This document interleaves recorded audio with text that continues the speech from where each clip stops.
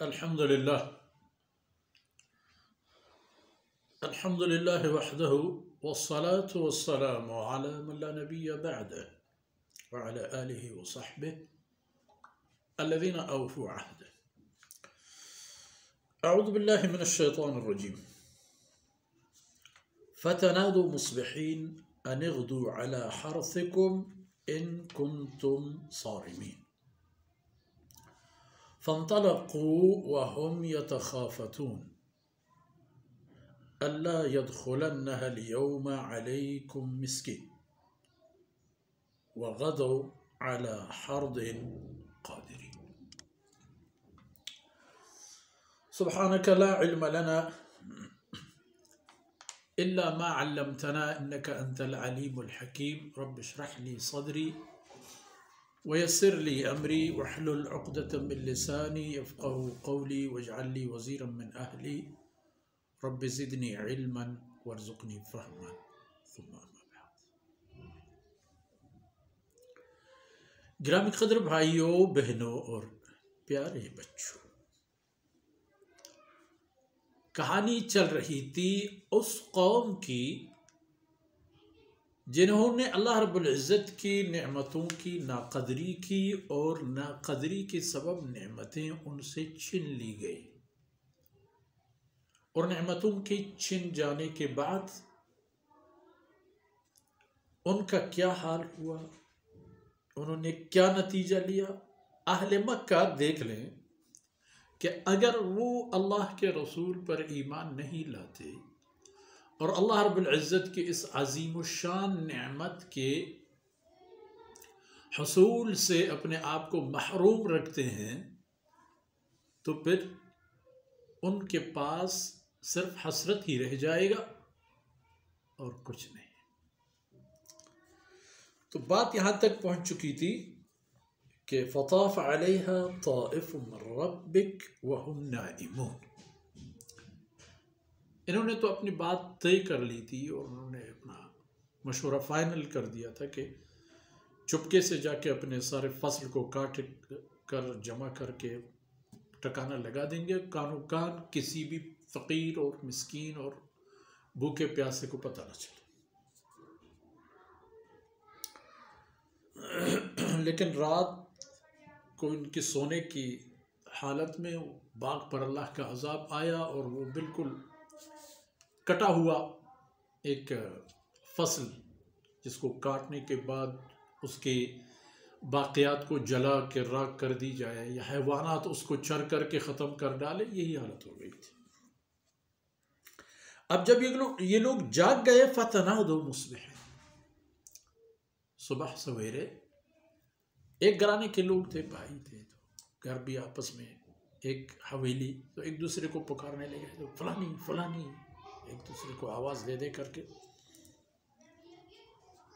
جاگنے کے بعد، اور کہنے لگے کہ ان اغدوا علی حرثکم، بھائی سویرے سویرے جاؤ اپنے فصل پر، اپنے کھیت پر، اپنے زمین پر، اپنے باغیچے پر سویرے سویرے ہی جائے۔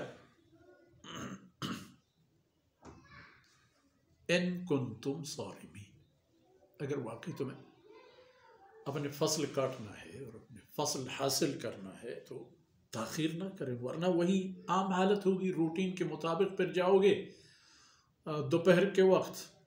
ویسے بھی فقراء و مساکین کو تو بھی پتہ ہے، علاقے کی غرباء کو، ضعیفوں کو، آپ کے خاندان کے ان لوگوں کو جو کبھی کچھ نہ کچھ یہاں سے کاتے رہے ہیں، ان کی بھی اسی طرح توقعات ہوں گی۔ اگر یہ کام کرنا ہے، ان اغدوا علی حرثکم، سویرے سویرے جاؤ اپنے فصل پر، ان کنتم صارمین، اگر تمہیں فصل کاٹنا ہے۔ فانطلقوا وهم يتخافتون، تو وہ جب نکل رہے تھے اور جا رہے تھے اپنی زمین کی طرف، تو اسی دورانی میں آپس میں آہستہ آہستہ باتیں کر رہے تھے، ایسی باتیں انداز میں کہ کوئی اور نہ سنے، اور وہ خلوت کے انداز میں باتیں کرتے جا رہے تھے۔ اور باتیں بھی کیا تھیں؟ اللہ يدخلنها اليوم علیکم مسکین، خبردار آج کوئی بھی مسکین نہ آنے پائے آپ کی زمین پر، تاکہ ان کے بھی ہوش ٹکانے آ جائے۔ ہمارے آبا و اجداد کو لوٹ کر کے وہ بٹورتے رہے، ہم ان کو چانس نہیں دیں گے۔ تو ان کی آمد سے پہلے کام تمام کرو۔ اللہ يدخلنها اليوم علیکم مسکین، اب تمہارے اس باغیچے پر آج کوئی مسکین کا گزر نہ ہو، کوئی بھی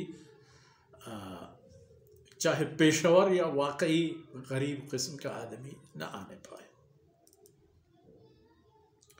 وَغَدَوْا عَلَى حَرْدٍ قَادِرِينَ، در حقیقت اگر دیکھا جائے تو صبح سویرے انہوں نے جو فیصلہ کیا تھا اس کے مطابق وہ عمل کر پائے،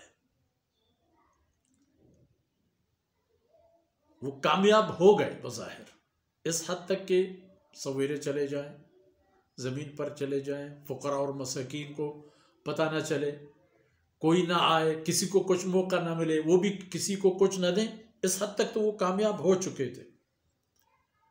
جو اندازہ انہوں نے لگایا تھا، اندازہ انہوں نے پورا بھی کر لیا، لیکن معاملہ کچھ الٹا نکلا۔ جس چیز کی انہوں نے تیاری کی تھی، جس بات کا انہوں نے سوچا تھا، اور جو ان کا پروگرام تھا، وہاں چلے گئے تو سب کچھ الٹ پلٹ۔ فَلَمَّا رَأَوْهَا قَالُوا إِنَّا لَضَالُّونَ، جب وہاں پہنچے اور اپنی زمین کی حالت انہوں نے دیکھی، پہلی بار انہیں یہ بات قبول نہیں ہوئی، باور نہیں ہوئی، ان کے یقین میں یہ بات نہیں آئی کہ یہ زمین ہماری ہے۔ انہوں نے کہا نہیں، غالباً ہم کسی غلط جگہ پہ آئے ہیں، ہم نے راستہ گم کیا ہے اور یہاں آئے ہیں۔ یہ پھر دوبارہ تمام جغرافیائی حدود جانچنے کے بعد جب انہیں حقیقت حال کا صحیح پتہ چلا تو کہنے لگے بل نحن محرومون، بل نحن محرومون، نہیں ہم راستہ گم کیے ہوئے نہیں ہیں، حقیقت یہ ہے کہ ہم محروم کر دیے گئے، حقیقت یہ ہے کہ ہم اس نعمت سے محروم کر دیے گئے ہیں۔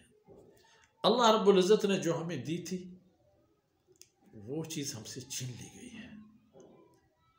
اس لیے بات وہ نہیں ہے کہ ہم نے راستہ گم کیا ہے، بات یہ ہے کہ ہم نے وہ نعمتیں کھو دی ہیں جو اللہ رب العزت نے ہمیں دی، اور ہمیں ان سے محروم کر دیا گیا۔ تو آج اس آیت پر ہی ٹھہرتے ہیں، اور انشاءاللہ بقیہ باتیں اگلی آیتوں میں، اور انشاءاللہ العزیز قصے کی تکمیل تک پھر پتہ چل جائے گا کہ انہوں نے کیا کھویا تھا اور کیا پایا تھا، اور اہل مکہ کا ان کے ساتھ کیا مماثلت ہے، کیا ان کے اور ان کے درمیان ہم آہنگی ہے، وہ کیا نتیجہ کھو گئے اور یہ کیا نتیجہ کھو رہے ہیں۔